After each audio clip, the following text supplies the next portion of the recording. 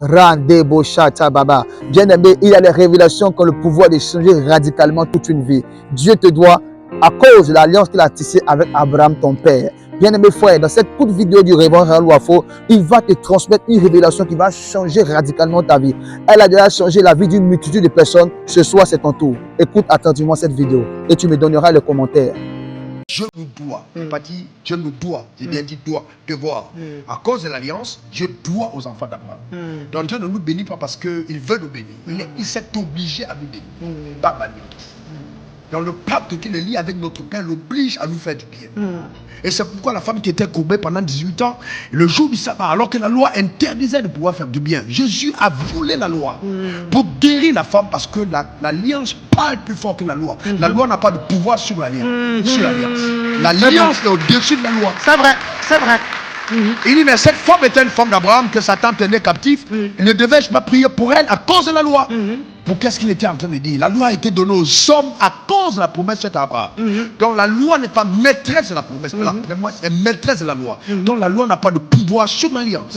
L'alliance a le pouvoir sur la loi. Et donc si un homme se connecte à Dieu et croit en l'accomplissement de la loi par le Fils qui est mort, pour lui il n'y a aucune condamnation. Et s'il n'y a plus de condamnation et que le péché a été pardonné, la gloire doit être obligatoirement restaurée. Dieu ne prend pas plaisir à dire je t'ai pardonné pour se souvenir des fautes que tu as commises. Donc si il t'a pardonné et qu'il y a encore des stigmates de la pauvreté dans ta vie, de la maladie dans ta vie, le pardon n'est pas compris.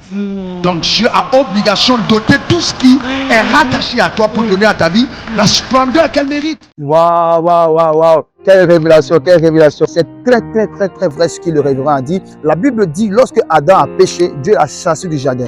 Et il est mort 930 ans après. On suppose que Adam n'était pas mort et que Jésus était venu mourir à la croix pour lui. Dieu allait ouvrir à nouveau le jardin à Adam. Et Adam allait venir revivre la gloire du jardin. Aujourd'hui, nous savons tous que Adam est mort. C'est nous, les descendants d'Adam, qui devons revenir dans le jardin.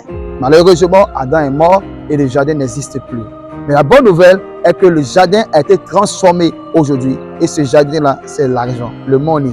C'est pourquoi dans le livre d'Ecclésiaste chapitre 10, verset 19, la Bible dit « L'argent répond à tout ». Évidemment, lorsque tu as l'argent, tu as tout ce qui se trouvait dans le jardin. Quand tu as l'argent, tu peux t'acheter l'or qui était dans le jardin. Quand tu as l'argent, tu peux t'acheter la mangue qui était dans le jardin. Quand tu as l'argent, tu peux t'acheter le sable pour construire des maisons. Et le sable était aussi dans le jardin. Aujourd'hui, quand tu as l'argent, tu peux t'offrir toutes ces choses. Et donc, bien-aimé frère, si tu voulais te vendre au diable parce que tu étais dans la souffrance, tu manquais d'argent, ne le fais pas. En Jésus-Christ, il y a la gloire. Cependant, pour que cette gloire soit restaurée, il te faut mettre en pratique des principes de la gloire. Et ces principes-là, on va en parler dans une autre vidéo. Que la paix de Dieu soit avec toi. C'était ton serviteur, Draki RRF. Shalom, je t'aime.